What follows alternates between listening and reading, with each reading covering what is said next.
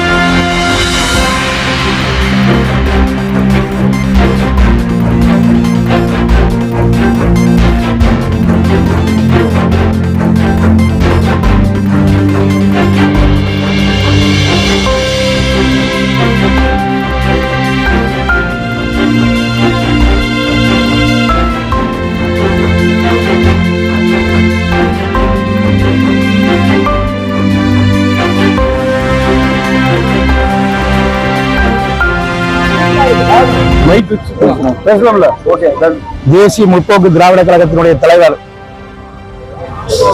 எங்கள் எல்லாம் விட்டு பிரிந்து மண்ணை விட்டு மறந்தாலும் மக்கள் மனதை விட்டு மறையாத வாழும் தெய்வம் கேப்டன் லெவலி 72வது பிறந்தநாள். 72வது பிறந்தநாள் தலைவர்கள் எங்ககிட்ட இல்லைனாலும் என்னைக்கு எங்களுடைய உள்ளத்துல நன்றத்தில் நிறைஞ்சிருக்கிறாருங்கிறத நேரத்தில் தெரிவிச்சுக்கிறேன்.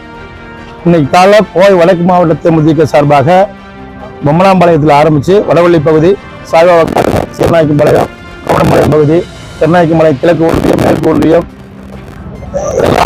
அன்னதானம் மிகவும் சீர சிறப்பாக நடந்துட்டு எங்களுடைய கழகத்தின் பொதுச்செயலாளர் அன்னியாவளியின் தலைமையில் தமிழ்நாடு முழுவதும் தலைவருடைய பிறந்த நாளை சீர சிறப்பாக நடத்துகிறோம்.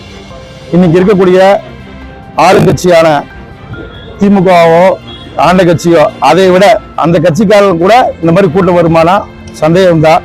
இன்னைக்கு தலைவர் போன முறை அவர் இருந்து சென்றதை விட இந்த முறை 2 மடங்காக சிறப்பா எல்லா பக்கமும் கழக பணி செஞ்சிருக்காங்க. அதனால தலைவருடைய கருத்தை வலுப்படுத்த தேமுதிக கோவை வடக்கு மாவட்டம் எப்பொழுதும் உறுதியாக செயல்படும் என்பது நேரத்தில் தெரிவித்து